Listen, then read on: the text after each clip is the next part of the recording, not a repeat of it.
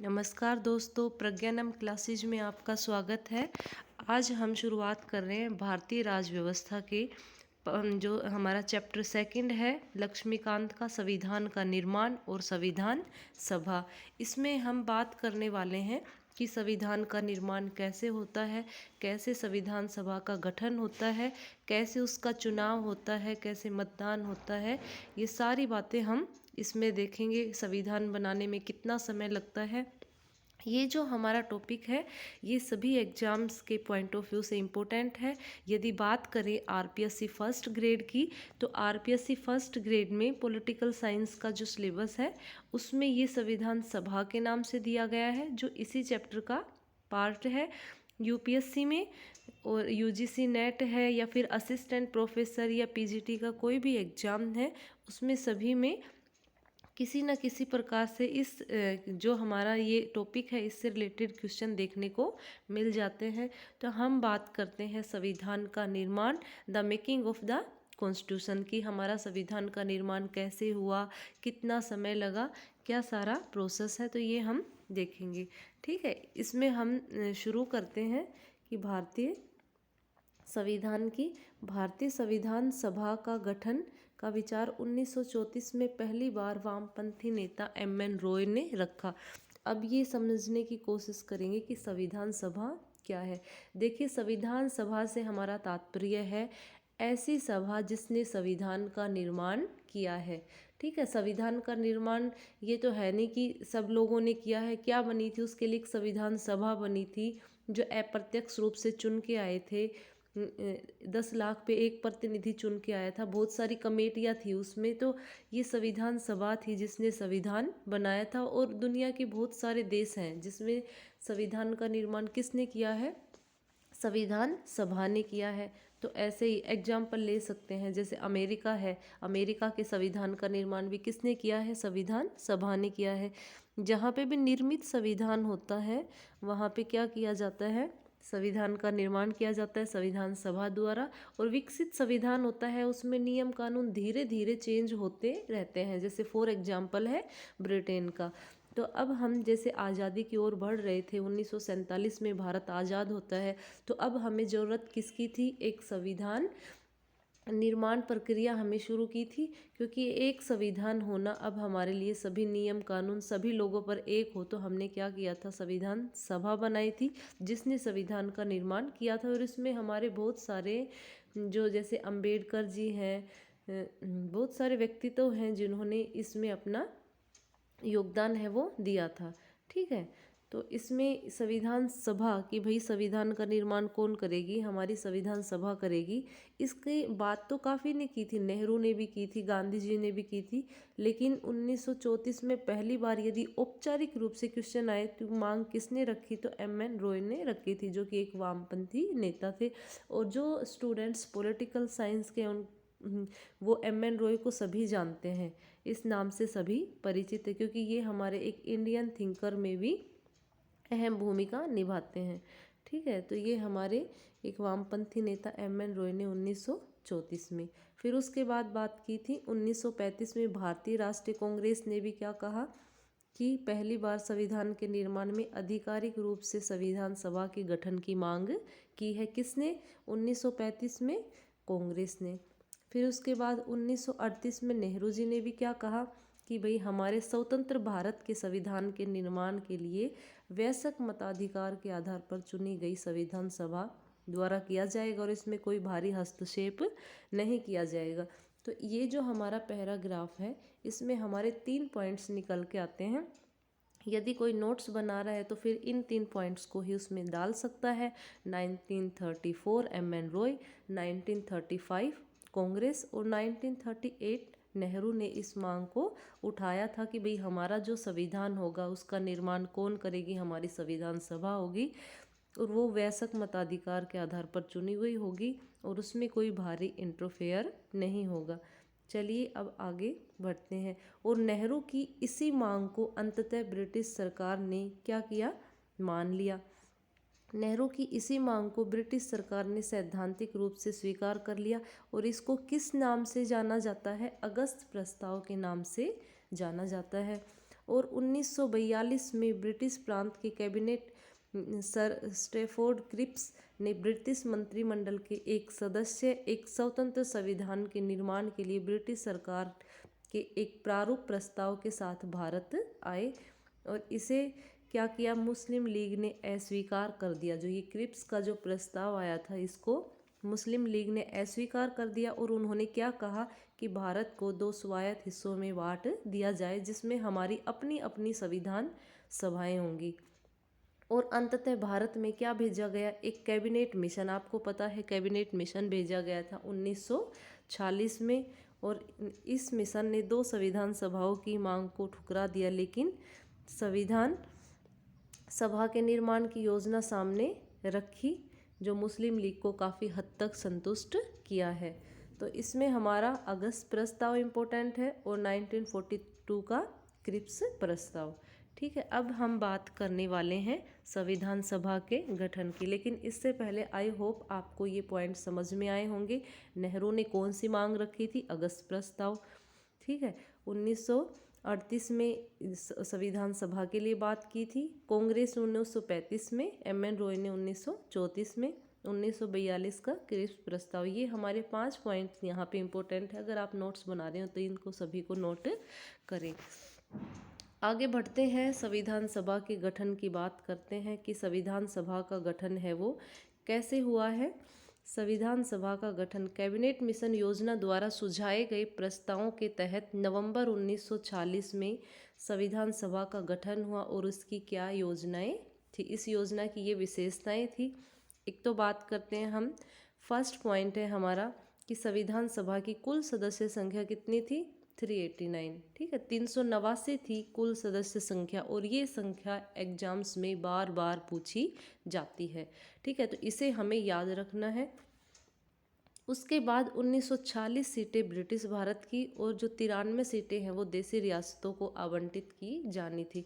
तो 296 सीटें हैं। देखिए, आप जानते हैं ऐसा भारत जो ब्रिटिश के अधीन था और कुछ ऐसे एरिया थे हमारे जो देसी रियासतों के अधीन थे, यानी कि हमारा पूरा भारत जो ब्रिटिश गवर्नमेंट के अधीन नहीं था, बल्कि कुछ देसी रियासतें थी, छोटी छोटी बटी हुई थी जो कि राजाओं के अधीन में थी। तो इनकी सीटें कितनी हैं, 93, और 296 सीटें किसकी हैं, ब्रिटिश भारत की।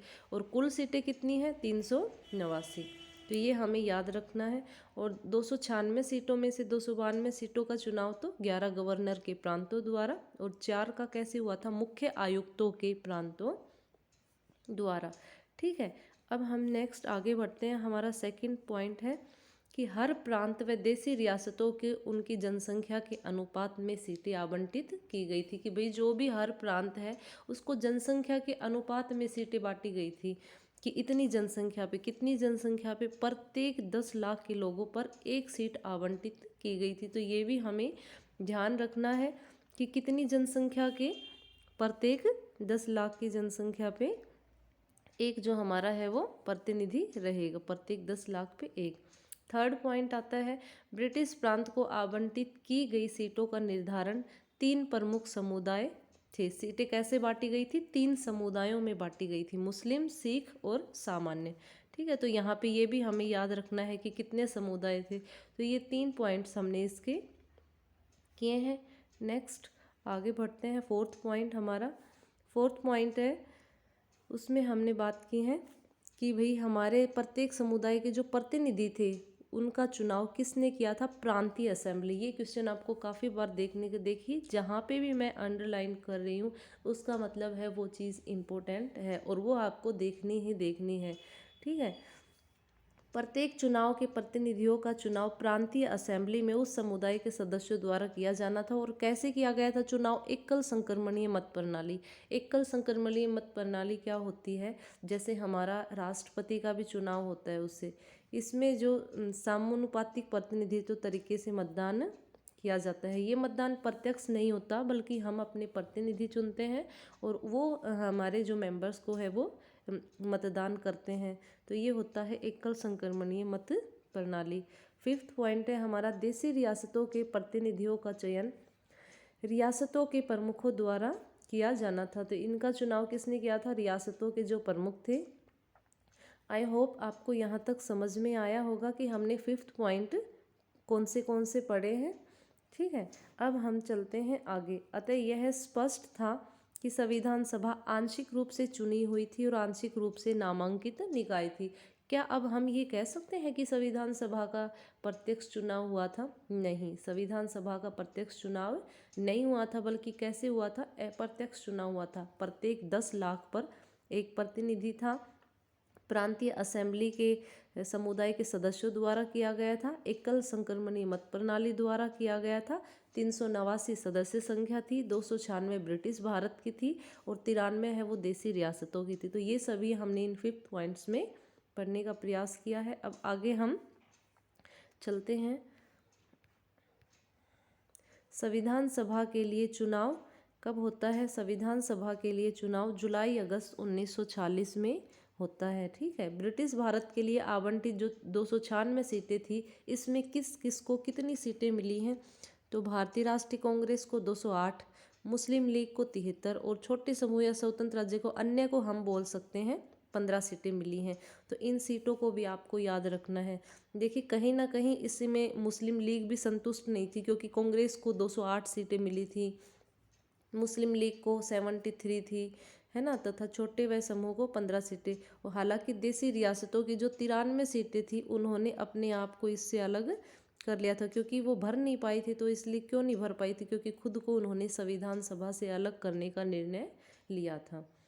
तो इसी प्रकार से संविधान सभा का चुनाव भारत के वयस्क मतदाताओं द्वारा प्रत्यक्ष रूप से नहीं हुआ, तथा उसमें प्रत्येक समुदाय, हिंदू, मुस्लिम, पारसी आदि सभी को जगह मिली थी। यदि बात करें कि सभी जो हमारे महात्मा गांधी और मोहम्मद अली जिन्ना को अपवाद को छोड़ दे, तो उस समय की भारत की सभी बड़ी हस्तियां इसमें शामिल थी, जो कि हमारा संविधान सभा बनी थी उसमें।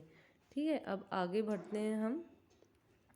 संविधान सभा की कार्यप्रणाली, ये तो हमने देखी कि संविधान सभा का इलेक्शन कैसे हुआ था, कैसे मेंबर चुन के आए थे, कितने चुन के आए थे, कौन सी पद्धति थी, ये सब बात हम कर चुके हैं। अब उसने कार्य कैसे किया, क्या क्या उसकी कार्यप्रणाली थी, क्या उसका प्रोसेस था, ये हम देखेंगे कि संविधान सभा की कार्यप्रणाली। ठीक है, तो संविधान सभा की पहली बैठक कब होती है, ये इम्पोर्टेंट है। 9 दिसंबर 1940 को इसकी पहली बैठक होती है। मुस्लिम लीग ने बैठक का बहिष्कार किया और अलग पाकिस्तान की मांग पर बल दिया, और इस बैठक में केवल 211 सदस्यों ने हिस्सा लिया। फ्रांस की तरह इस सभा में सबसे वरिष्ठ सदस्य डॉक्टर सच्चिदानंद सिन्हा को सभा का अस्थायी अध्यक्ष चुना गया। अब बात करें कि भाई जो हमारे सभा का अस्थायी अध्यक्ष किसे चुना गया, तो सच्चिदानंद सिन्हा को क्यों चुना गया? क्योंकि ये सबसे वरिष्ठ सदस्य थे। फिर 11 दिसंबर 1940 को डॉक्टर राजेंद्र प्रसाद को अध्यक्ष, स्थायी अध्यक्ष, और एस जी मुखर्जी को क्या किया गया? उपाध्यक्ष चुना गया। ठीक है, तो अध्यक्ष थे हमारे डॉक्टर राजेंद्र प्रसाद, स्थायी अध्यक्ष, और उपाध्यक्ष थे एस जी मुखर्जी, और जो हमारे सबसे वरिष्ठ सदस्य या फिर अस्थायी अध्यक्ष हम बोल सकते हैं, कौन थे? डॉक्टर सच्चिदानंद सिन्हा। ठीक है, आगे आता है हमारा उद्देश्य प्रस्ताव। उद्देश्य प्रस्ताव कब पेश किया गया, किसने पेश किया गया, ये मोस्ट इम्पोर्टेंट है। तो उद्देश्य प्रस्ताव को किसने पेश किया है? नेहरू ने पेश किया है। कब पेश किया गया है? 13 दिसंबर 1940 को सभा ने ऐतिहासिक उद्देश्य प्रस्ताव पेश किया गया। और उद्देश्य प्रस्ताव में क्या था? इसमें एक संवैधानिक संरचना के ढांचे एवं दर्शन का कहीं ना कहीं हमें झलक देखने को मिलती है कि संविधान में हमारे क्या उद्देश्य हैं। उद्देश्य प्रस्ताव जो हमारी उद्देशिका है या जो हमारी प्रस्तावना है, वो भी कहीं ना कहीं इसी से प्रेरित होकर बनाई गई थी कि भाई किस तरीके से हमने न्याय की बात की है, अंतिम प्रभु सत्ता है वो किसके पास है? जनता के पास है। लोगों को स्वतंत्रता, समता, ये सारी बातें हमने इसमें की है। और जो इसी से उद्देश्य प्रस्ताव से ही फिर प्रेरित होकर आगे हमारी प्रस्तावना, या जिसको प्रियम्बल बोलते हैं या उद्देशिका बोलते हैं, वो बनी है। ठीक है, तो इसमें हमारे उद्देश्य प्रस्ताव में वैसे तो बहुत सारे प्रावधान थे, लेकिन इसमें हमारे कुछ एक पॉइंट्स दिए गए हैं जो मेन है, जिसको हम देखने का प्रयास करेंगे। तो उद्देश्य प्रस्ताव में कहीं ना कहीं एक संवैधानिक हमारे संरचना व ढांचे का दर्शन हमें देखने को मिलता है। तो ये हमारे कुछ पॉइंट्स हैं, आप देख पा रहे होंगे, इसको हम देखने का प्रयास करेंगे। ठीक है, पहला पॉइंट है हमारा, ये संविधान सभा भारत को एक स्वतंत्र और संप्रभु गणराज्य घोषित करती है। ये संविधान सभा को क्या करती है कि भाई भारत क्या है, एक स्वतंत्र और संप्रभु गणराज्य है। अब भविष्य के प्रशासन चलाने के लिए एक संविधान के निर्माण की घोषणा करती है कि आगे जब हमारा प्रशासन होगा या जो भी हमारी कार्य प्रणाली होगी वो उसको हम खुद उसका निर्माण करेंगे।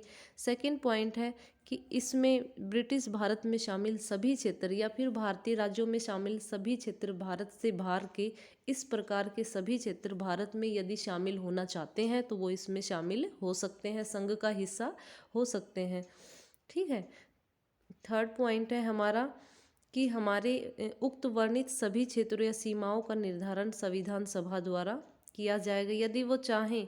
जैसे सेंट्रल गवर्नमेंट को वे सभी शक्तियाँ केवल उनको छोड़कर जो संघ में निहित होगी इन राज्यों को प्राप्त होंगी। जैसे कि हमारी कुछ पावर्स हैं वो सेंट्रल गवर्नमेंट के पास हैं, जिस पे कानून निर्माण कौन कर सकता है, संघ सरकार कर सकती है। और कुछ शक्तियाँ कैसी हैं जो राज्य सरकारों के पास हैं, और कुछ शक्तियाँ अवशिष्ट शक्तियाँ। अवशिष्ट शक्तियाँ किसको बोला जाता है, जो कि हमारी बच जाती हैं।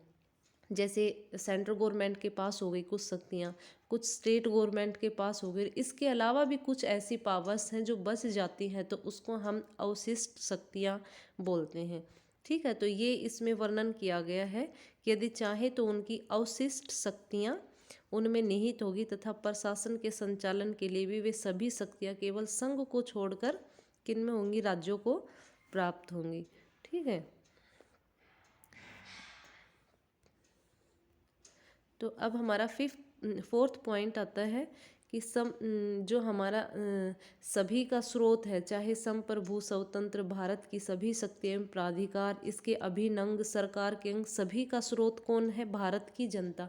ये क्वेश्चन भी आया हुआ है कि सभी का स्रोत क्या है, भारत की जनता है। जैसे सरकार है, सरकार को पावर कहाँ से मिलती है, क्योंकि वो जनता के प्रतिनिधि हैं जो चुन के आए हैं, जिन्होंने सरकार बनाई है।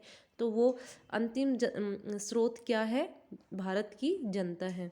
उसके बाद आता है हमारा फिफ्थ पॉइंट आता है कि भारत के सभी लोगों के लिए न्याय, सामाजिक, आर्थिक, राजनीतिक न्याय की बात की गई है, अवसर की समता की बात की गई है, स्वतंत्रता की बात की गई है। तो ये सभी इसमें जैसे हमारे प्रियम्बल में भी है, तो इनको हम डिटेल से पढ़ेंगे। ठीक है, सिक्स्थ पॉइंट है हमारा, अल्पसंख्यक, पिछड़े वर्गों और जनजातीय क्षेत्रों के लिए भी पर्याप्त सुरक्षा प्रदान की गई है। आप जैसे सभी जानते हैं कि हमारे मौलिक अधिकार है, उसमें आर्टिकल जो हमारा 29 है और 30 है, उसमें अल्पसंख्यक और पिछड़े वर्गों के लिए भी विशेष प्रावधान किए गए हैं, ताकि वो कहीं ना कहीं अपने आप को असुरक्षित महसूस ना करें। ठीक है, तो इसलिए उनके भी विशेष अधिकार दिए गए हैं। सेवन्थ पॉइंट है हमारा इसमें कि संघ की एकता को अक्षुण्ण बनाए रखा जाएगा। भाई संघ की एकता को क्यों अक्षुण्ण बनाए रखा जाएगा, क्योंकि आप देख चुके हैं पहले ही भाई हमारा विभाजन हो चुका है, हम ब्रिटिश गवर्नमेंट के अधीन थे। तो अब हमने इस टाइप का हमारा कोई प्रयास नहीं होगा कि भाई हमारी एकता और अखंडता को किसी प्रकार का कोई खतरा हो रही है, हमारे प्रियम्बल में भी दिया गया है।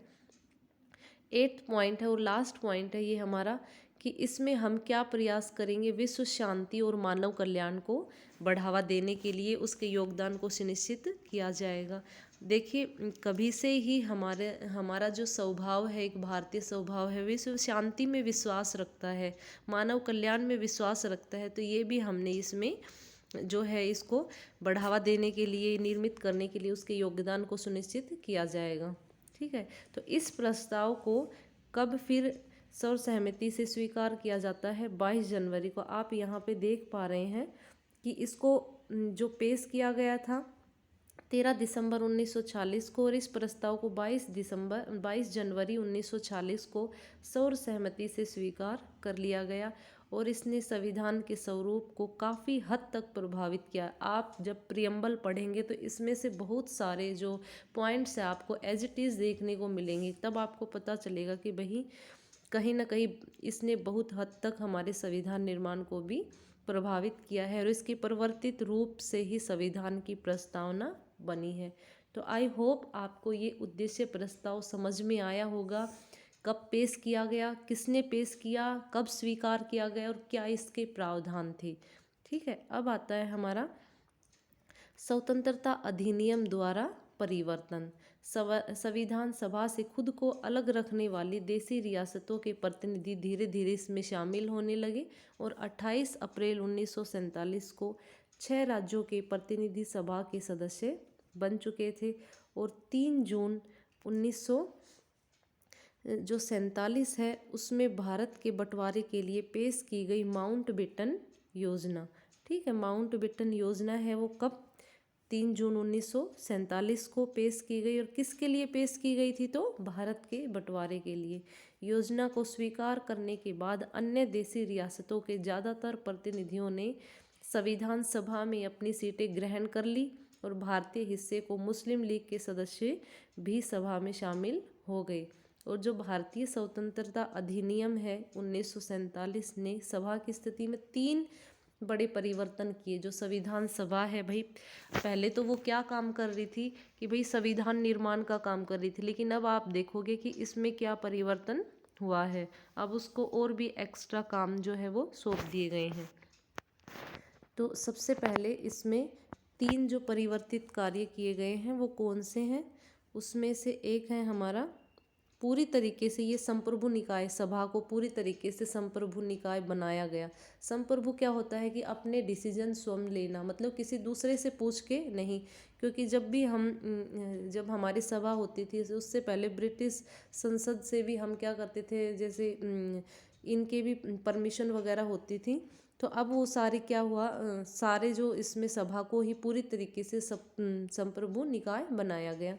सेकंड पॉइंट है सभा एक विधायिका भी बन गई। पहले तो क्या कर रही थी सभा, संविधान बनाने का काम कर रही थी, लेकिन सभा अब एक विधायिका भी बन गई।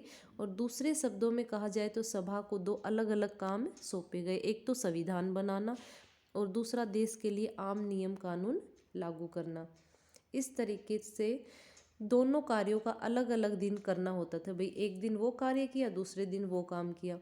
ठीक है, इस प्रकार संविधान सभा स्वतंत्र भारत की पहली संसद बनी। जब भी सभा की बैठक होती तो संविधान सभा क्या होती थी, 2 अलग अलग दिन किया था। और संविधान सभा स्वतंत्र भारत की पहली संसद बनती है और सभा की बैठक संविधान सभा के रूप में होती। इसकी अध्यक्षता तब कौन करते, डॉक्टर राजेंद्र प्रसाद करते। और जिस दिन वो संविधान नियम कानून लागू उसको करना होता था तो उसकी अध्यक्षता कौन करते, मावलंकर। और जब वो संविधान बनाने का काम करती तो इसकी अध्यक्षता कौन करते, डॉक्टर राजेंद्र प्रसाद। ठीक है, उसके आगे बढ़ते हैं हम थर्ड पॉइंट पे। मुस्लिम लीग के सदस्य भारतीय संविधान सभा से अलग हो गए। ठीक है, मुस्लिम लीग के जो सदस्य हैं भारतीय संविधान सभा से अलग हो गए और इसकी वजह से 1946 में माउंटबेटन योजना के तहत तय की गई सदस्यों की कुल सदस्य संख्या 389 सीटों की बजाय अब कितनी सीटें हो गई थी, 299। और 296 से 229 और देशी रियासतों की 93 से 70 कर दी गई थी। अब अन्य कार्य, ये तो थे इसके मेन कार्य, और अन्य कार्य कौन से हैं, संविधान निर्माण और आम कानूनों को लागू करने के अलावा संविधान सभा के अन्य कार्य भी हैं जो हम देखेंगे। इसने मई 1949 में राष्ट्रमंडल में भारत की सदस्यता का है सत्यापन किया। ठीक है, तो इसने भारत की सदस्यता का सत्यापन किया कि भारत ने क्या किया है, भारत भी राष्ट्रमंडल का सदस्य। इसको कॉमनवेल्थ के देश भी बोलते हैं। अब राष्ट्रमंडल के देश या कॉमनवेल्थ के देश क्या होते हैं, जो कभी ना कभी ब्रिटिश के उपनिवेश रहे हुए हैं, ब्रिटिश गवर्नमेंट के अधीन रहे हुए हैं। तो उन देशों का क्या है, संगठन है। उन देशों ने अपना एक संगठन बना रखा है अपना विकास करने के लिए, आपसे विचार विमर्श करने के लिए, तो उसको राष्ट्रमंडल के देश बोलते हैं। भारत भी इसका सदस्य है। भारत भी कभी भी चाहे तो इसकी सदस्यता को त्याग सकता है, इसमें कोई बाउंडेशन नहीं है। और 22 जुलाई 1947 को राष्ट्रीय ध्वज को भी अपनाया है। ठीक है, और उसके बाद ये 3 कार्य 24 जनवरी 1950 को राष्ट्रीय गान, राष्ट्रीय गीत और डॉक्टर राजेंद्र प्रसाद को भारत के पहले राष्ट्रपति के रूप में चुना गया है। 2 साल 11 माह और 18 दिन लगे हैं संविधान का जो निर्माण हुआ है, कितने समय में हुआ है। बार बार ये क्वेश्चन जैसे जो छोटे एग्जाम होते हैं हमारे कॉम्पिटिटिव्स के, उनमें काफ़ी पूछा जाता है कि 2 साल 11 माह और 18 दिनों में संविधान सभा की कुल सदस्य संख्या जो है वो हमारी कितनी 2 साल 11 माह और 18 महीने में संविधान सभा की कुल 11 बैठकें हुई हैं और संविधान निर्माताओं ने लगभग 60 देशों के संविधानों का अवलोकन किया है। ठीक है, और इसके प्रारूप पर 114 दिनों तक विचार हुआ। संविधान के निर्माण पर कुल 64 लाख रुपये का खर्च हुआ है। 24 जनवरी 1950 को संविधान सभा की अंतिम बैठक हुई है। ठीक है, संविधान सभा की पहली बैठक कब हुई थी, हमने देखा था कब हुई थी, 9 दिसंबर 1940 को। और अंतिम बैठक इसकी कब हुई है, 24 जनवरी 1950 को। अब आता है संविधान सभा की समितियाँ। देखिए संविधान सभा में काफ़ी समितियाँ थी, तो इसकी हम बात करेंगे। इनमें से 8 बड़ी समितियाँ और कुछ अन्य छोटी समितियाँ थी, जिनके अध्यक्षों के नाम इस प्रकार हैं। तो कौन सी समिति का कौन सा अध्यक्ष है, कुछ एक जो इम्पोर्टेंट समितियाँ हैं उनके अध्यक्षों को बार बार पूछा जाता है, तो इसको हम देखने का प्रयास करेंगे। ठीक है, बड़ी समितियों में सबसे पहले बात करते हैं नेहरू की। बात करते हैं कि भाई नेहरू है वो किस किस समिति के अध्यक्ष थे। तो नेहरू हैं वो संघ शक्ति समिति, संघीय और संघ, और एक थे राज्यों के लिए समिति। ये जो 3 समितियां हैं इनके नेहरू अध्यक्ष थे, संघ, संघीय और राज्यों के लिए। उसके बाद करते हैं पटेल किस किस समिति के अध्यक्ष थे। प्रांतीय समिति पटेल, पैसे प्रांतीय और पैसे पटेल आप याद कर सकते हैं स्ट्रिक से। उसके बाद मौलिक अधिकारों और अल्पसंख्यकों से संबंधित परामर्श समिति के भी सरदार पटेल है वो अल्पसंख्यक थे, तो सरदार पटेल भी 3 समितियों के अध्यक्ष हो गए। प्रांतीय संविधान समिति, मौलिक अधिकारों एवं अल्पसंख्यकों से संबंधित परामर्श समिति के अध्यक्ष। अब प्रारूप समिति है जो कि मोस्ट इम्पोर्टेंट है, इसके अध्यक्ष कौन थे, डॉक्टर BR अम्बेडकर। इसके तो जो अन्य सदस्य हैं उसको भी हम देखने का प्रयास करेंगे, वो भी बार बार पूछे जाते हैं। प्रक्रिया नियम समिति डॉक्टर राजेंद्र प्रसाद, और मौलिक अधिकार है इसकी उप समिति JB कृपलानी, और अल्पसंख्यक की उप समिति SG मुखर्जी। संचालन समिति डॉक्टर राजेंद्र प्रसाद और प्रक्रिया नियम समिति डॉक्टर राजेंद्र प्रसाद। तो ये 2 समितियां हैं जिनके अध्यक्ष डॉक्टर राजेंद्र प्रसाद रहे हैं। छोटी समितियां भी हैं जो कि हमारे एग्जाम्स के पॉइंट ऑफ व्यू से इतनी इम्पोर्टेंट नहीं है, कभी कभी कभार हैं जो एक आधी पूछ ली जाती हैं। तो संविधान सभा के कार्यों संबंधी नियम समिति मावलंकर, कार्य संचालन समिति मुंशी, सदन समिति पट्टाभी सीतारमैया, धवज राजेंद्र प्रसाद। सिर्फ इनको ही देखना है आपको, इसके अलावा नहीं देखना। अब आता है प्रारूप समिति जो कि हमारी मोस्ट इम्पोर्टेंट समिति है, प्रारूप समिति। प्रारूप समिति के अध्यक्ष हम पहले देख चुके हैं, कौन है, BR अम्बेडकर। कितने सदस्य थे इसके, 7 सदस्य थे। गठन कब हुआ था इसका, 29 अगस्त 1947 को। ठीक है, इसके जो सदस्य हैं वो आपको याद करने की ट्रिक, किस ट्रिक से याद करना है, जैसे गोपाल स्वामी अयंगर। गोपाल श्री कृष्ण को भगवान श्री कृष्ण है उनके नाम से ही रिलेट करते हैं इनके नाम, जो ये सदस्य हैं। कहीं ना कहीं कृष्ण मुंशी, माधव, गोपाल स्वामी अयंगर, कृष्ण स्वामी अय्यर, कृष्णमाचारी, और एक नाम है मोहम्मद सादुल्ला जो कि अलग है, आगे देखेंगे। तो ये अम्बेडकर अध्यक्ष गोपाल स्वामी अयंगर, अल्लादी कृष्ण स्वामी अयंगर। उसके बाद है डॉक्टर KM मुंशी, मोहम्मद सादुल्ला ये अलग नाम है, और ये पता है ये नाम मुस्लिम है, इसको आप अलग से याद रख सकते हैं। ठीक है, मोहम्मद सादुल्ला ये नाम अलग है। मित्र अलग था, उसकी जगह माधव आ गया, ये भी कृष्ण से रिलेट करता है। DP खेतान अलग था, उसकी जगह कृष्णमाचारी आ गए, तो इसको आप याद रख सकते हैं। ऐसे एक बार देखेंगे फिर नहीं भूलेंगे। विभिन्न समितियों के प्रस्ताव पर विचार करने के बाद प्रारूप समिति ने भारत के संविधान का पहला प्रारूप है वो पेश किया। ठीक है, और कब किया? फरवरी 1948 में प्रकाशित किया दूसरा प्रारूप 1948 में। और इसको प्रारूप समिति ने अपना प्रारूप तैयार करने में 6 माह से भी कम समय लिया और इसकी कुल 141 बैठकें हुई हैं। अब आता है संविधान का प्रभाव में आना। ठीक है, संविधान का प्रभाव में आना, इसको हम देखेंगे। अंबेडकर ने सभा में 4 नवंबर 1948 को संविधान का अंतिम प्रारूप पेश किया और इस बार संविधान पहली बार पढ़ा गया और इस पर आम चर्चा हुई।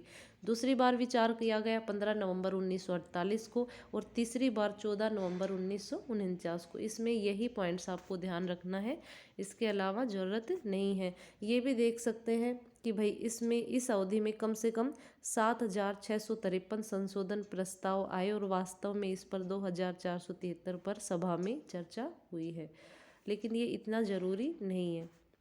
उसके बाद डॉक्टर B.R. अम्बेडकर ने the constitution as settled by the assembly be passed प्रस्ताव पेश किया गया और अंततः इस प्रारूप को पर पेश कर इस प्रस्ताव को 26 नवंबर 1949 को पारित घोषित कर लिया गया। और आपको पता है प्रियम्बल में भी लिखा है कि भाई 26 जो नवंबर है 1949 को हमारा संविधान पारित किया जाता है और 26 जनवरी 1950 को हमारा संविधान लागू हो जाता है। और इस पर जो इस सभा में कुल 299 सदस्यों ने उस दिन कितने ने हस्ताक्षर किए हैं? केवल 284 सदस्य ही उपस्थित थे, उन्होंने इस संविधान पर हस्ताक्षर किया है।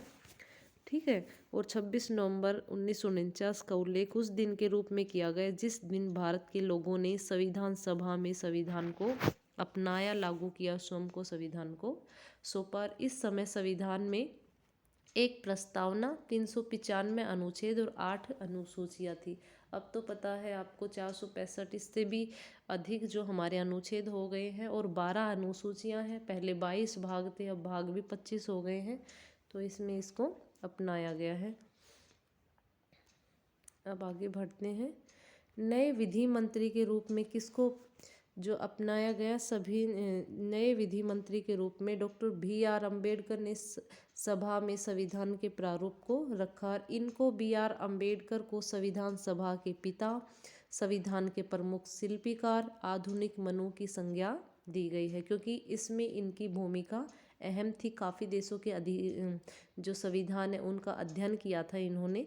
ठीक है, तो इसकी बहुत ही ज़्यादा भूमिका थी डॉक्टर B.R. अम्बेडकर की, इसीलिए इनको प्रमुख शिल्पीकार या आधुनिक मनु की संज्ञा भी दे दी जाती है। उसके बाद नेक्स्ट आता है संविधान का परिवर्तन। 26 नवंबर 1949 को नागरिकता, चुनाव, तदर्थ संसद परिवर्तनशील नियम ये स्वतः ही लागू हो गए थे। जो आर्टिकल इसमें दे रखे हैं कि भाई ये तो क्या हुआ था, 26 नवंबर 1949 को स्वतः ही लागू हो गए थे। शेष प्रावधान है वो 26 जनवरी 1950 को लागू हुए हैं। जो इसके अलावा जो हमारे प्रावधान है और जिसको हम गणतंत्र दिवस के रूप में मनाते हैं। आपको पता है 26 जनवरी को गणतंत्र दिवस मनाया जाता है। क्यों मनाया जाता है? क्योंकि इसी दिन 1930 में भारतीय राष्ट्रीय कांग्रेस के लाहौर अधिवेशन में दिसंबर 1929 में पारित संकल्प के आधार पर पूर्ण स्वराज दिवस मनाया गया था, इसलिए इसी को हम गणतंत्र दिवस के रूप में भी मनाते हैं। और अब संविधान की शुरुआत के साथ ही क्या हुआ था? संविधान की शुरुआत के साथ ही भारतीय स्वतंत्रता अधिनियम 1947, भारतीय शासन अधिनियम 1935 समाप्त हो गए थे और अब क्या था? अब भारतीय संविधान है वो लागू हो गया था। ठीक है, उसके बाद आता है भारतीय जो हमारा संविधान की सभा है उसकी भी काफ़ी आलोचना की जाती है। देखिए कोई भी काम हम करते हैं चाहे कितना भी अच्छा हो, आलोचना तो उसकी हर जगह पे होती है। तो इसमें हम बात करते हैं कि भाई संविधान सभा की आलोचना है वो किस किस आधार पे होती है। ठीक है, संविधान सभा की आलोचना का फर्स्ट पॉइंट देखते हैं। यह प्रतिनिधि निकाय नहीं थी। पहली आलोचना किस आधार पे हुई है? कि यह एक प्रतिनिधि निकाय नहीं थी। प्रतिनिधि निकाय क्यों नहीं थी? क्योंकि इसमें आम जनता का प्रत्यक्ष रूप से चुनाव नहीं हुआ था। इसीलिए ये भारत के लोगों द्वारा वयस्क मताधिकार के आधार पर इसका चुनाव नहीं हुआ था। इसलिए कह रहे हैं कि इसमें कुछ एक लोगों का प्रतिनिधित्व नहीं था, कुछ एक लोगों का था, आम जनता का नहीं था। इसलिए इसकी आलोचना की जाती है कि यह एक प्रतिनिधि निकाय नहीं थी। ठीक है, ये हमारे जैसे यूपीएससी के पॉइंट ऑफ व्यू से उसमें हमारी ये आलोचना काम आती है। ठीक है, संप्रभुता का अभाव। आलोचकों का कहना है कि संविधान सभा एक संप्रभु निकाय नहीं थी, क्योंकि इसका निर्माण ब्रिटिश सरकार के प्रस्तावों के आधार पर हुआ था।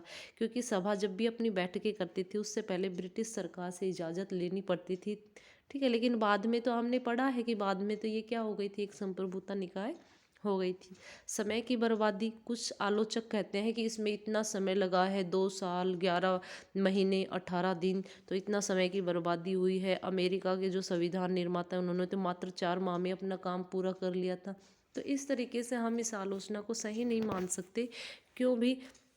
क्योंकि वहाँ की परिस्थिति, अमेरिका की परिस्थिति और हमारे यहाँ की परिस्थितियों में काफ़ी डिफरेंस है।